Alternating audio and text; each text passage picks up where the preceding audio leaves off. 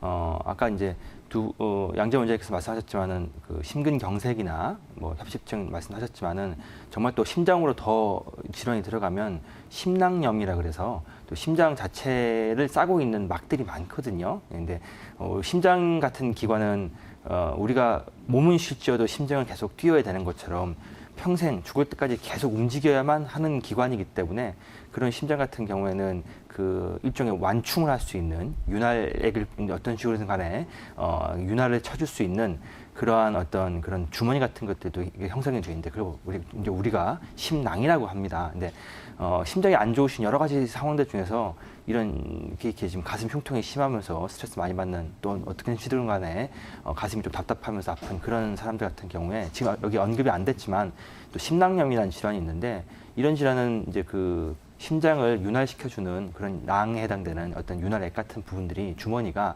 섬유화가 되는 겁니다. 그래서 이런 질환 같은 경우에는 나중에는 점점 심장이 자가적으로 뛸 수 있는 어떤 속도를 완충이 안 되기 때문에 점점 심장은 심장대로 뛰어 힘대로 들고 박동이 안 되니까 심근이 비대해지다가 점점 멈춰지면서 폐 같은 또는 뭐 심장 주변에 부종이 생기면서 이제 점점 더 악화되는 그런 질환들도 심장 자체에 큰 문제가 있는 형태들이 될 수 있고요. 이제 황만기 원장님 말씀하셨던 것처럼 소화기 질환에 대한 말씀도 하셨는데 주로 이제 그런 종류들에 해당되는 질환들을 먼저 이제 따져보고 치료를 해야 될 것 같습니다. 근데 앞서 말씀들을 많이 해주셨기 때문에 질환에 대한 설명을 살짝 빼고 치료에 대한 얘기를 살짝 들어가 보면요. 한의학적으로 심장은 군주지관이라고 합니다. 군주지관이라고 하는 것은 심장이 가장 몸에서 군주다, 그러니까 왕이라는 얘기죠. 가장 중심이 되는 기관이라는 뜻인데요.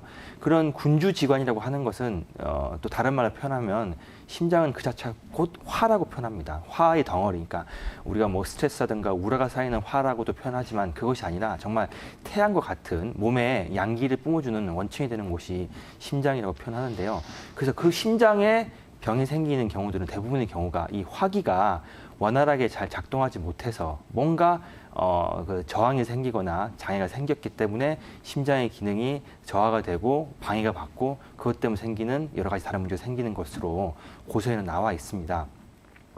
아까 앞서 언급드렸던 심낭염이 됐건 또는 뭐 심근경색은 좀 다른 얘기긴 합니다만 심근경색 같은 경우에는 이제 양 원장님 말씀하셨던 것처럼 너무 심하게 굳어 있고 너무 심하게 막혔기 때문에 자가적인 회복이 조금 더딘 상황입니다만 초기에 해당되는 심낭염이라든가 또는 뭐 협심증 같은 경우에는 초기에 해당되는 경우라고 하면 충분히 한의학으로도 치료가 완쾌 수준까지 갈 수 있는 여지가 많은데 대표적인 것이 한약이 있을 수 있습니다. 아까 앞서 말씀드렸던 걸로 다시 한번 돌아가면요.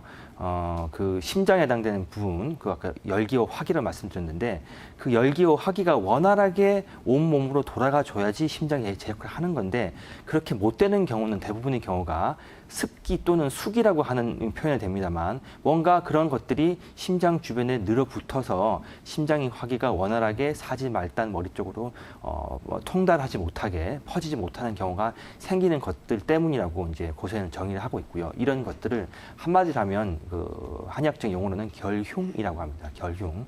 가슴에 무언가시 이제 맺혔다는 뜻인데요. 그래서 증세에 따라서 소결흉과 대결흉이라는 말이 나오고 있습니다. 자막에 나오고 있습니다만 소결흉은 해당하는 부분, 주로 이제 명치라던가 심장 부분을 건드려야 아프다고 얘기를 하는 경우죠. 근데 대결흉은 거의 가슴 전체가 다 아프다고 하면서 약간 부어오른 느낌도 들고 전체적으로 열감도 있으면서 아픈 경우를 대결흉이라고 합니다. 그래서 표현을 들자면 소결흉은 열기와 습기가 뭉쳐 있어서 마치 한증막 같은 그런 상황처럼 돼서 그 열이 정상적으로 뿜어나지 못하는 상황이라고 표현을 합니다만은 대결흉이라고 하는 것은 열기와 습기 수준이 아니라 열기와 수기, 그러니까 아주 끈적끈적하게 끓어오르는 어떠한 액체가 가슴에 딱 떡져 붙어 있는 상태라고 보시면 되겠습니다. 그래서 심낭염 중기 정도 되는 상태라고 보셔도 되고 협심증의 어느 중간 이상 되는 상태라고 보셔도 되는 정도를 대결흉이라고 합니다. 한의학에서는 그래서 심장이 열을 내려주는 뭐 황련이라던가 그다음에 뭐 담음이라고 해서 아까 말한 습기에 해당되는 것들이죠. 담음을 풀어주는 반하라던가 그다음에 그런 것들을 밑으로 원활하게 배출시켜주는 과루시 같은 약들을 이런 약들 위주로 쓰는 처방이 구성된 것들이 소함융탕이라고 해서 소교룡에 쓰는 약들이고요.